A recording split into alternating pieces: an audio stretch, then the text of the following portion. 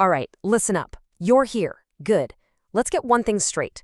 We're not here to study. We're here to talk strategy. Pay attention. So, my first order is simple. I want you to stop rote memorizing kanji. I mean it. Stop it right now. Now, don't get me wrong, this is not some excuse to be lazy. This is not about cutting corners. This is strategy. And believe me, it is the only way you're going to win. Think of the exam room as a battlefield, and on that battlefield, perfect knowledge is completely useless. What you need is a weapon you can actually use when you're under pressure. And today, I'm giving you that weapon. Okay, let's get to the core of this briefing.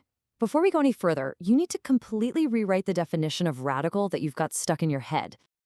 So what is a radical anyway? Seriously, what do you think it is? Just some kind of tag to look up a word in a dictionary? That kind of thinking is obsolete. I want you to get rid of it immediately. Now listen very carefully. This is probably the single most important thing you will learn today. Radicals are not knowledge to be memorized. Think of them as devices for reading. They're like your own personal radar system, locking onto the meaning of a word in an instant. Look, this is how most kanji are built. They're what we call form-sound characters. On one side, you've got the radical. That's your meaning radar. The other part? That's just a hint for the sound. And listen, if this has felt hard for you, it's not your fault. It's just how the system is built. But now you know the secret. Today, we're going to use that radar, that part on the left, to lock onto verbs that show movement. All right, time to move on to our primary targets. We are going to conquer the movement radicals. I'm issuing you 5 specific weapons today. Your job is to master them. Here are your first 2 weapons. On the left, we have giょうにんべん. This one signals human action. On the right,あしへん, the foot radical. That tells you it's about foot movement or distance. Got it? Good. Memorize them. Okay, let's take the word for wandering. Haikai.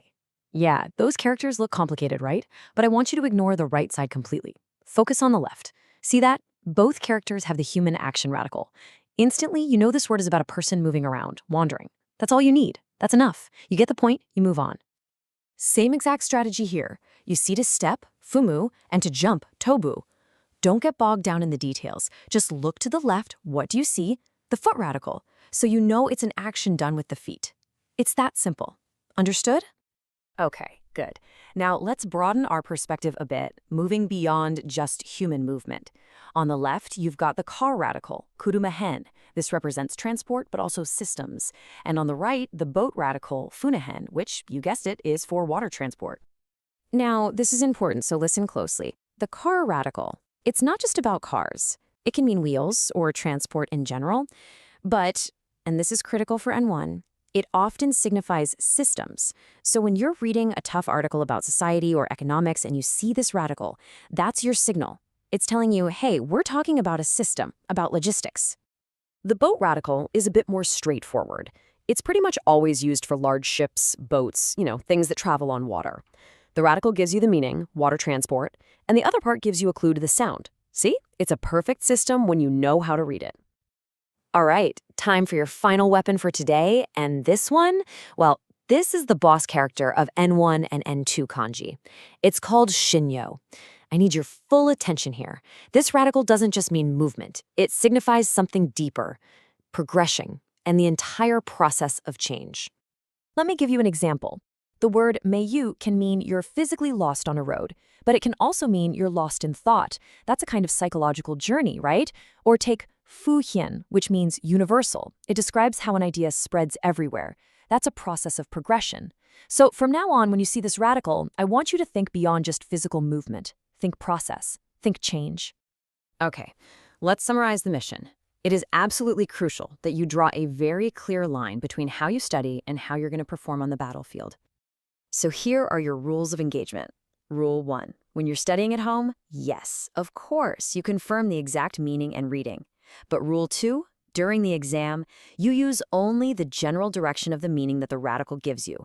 Do not waste precious seconds trying to remember every little detail on the right side of some complex character. You use the device, you get the general meaning, and you advance. Clear? So, remember this. Discard that perfectionism. On the battlefield, it's a liability. Your job is to master the device I've given you today. You can do this. I know you can. So do not flinch. Excellent. We've now secured the territory of physical movement, but the N1 battlefield holds even tougher enemies, things like human emotion and abstract concepts. In our next briefing, we're going to tackle them head-on. We'll use a new set of radicals to decode feelings and abstract ideas. We're talking about the water radical, the ice radical, the heart radical, and the rain radical. And to prepare you, here's a question to think about. Why do the kanji for law and life both have the water radical in them? If you can figure that out, you're on your way to a completely new level of reading comprehension. You will not miss the next briefing. Subscribe to this channel and stand by for your next set of orders. Dismissed.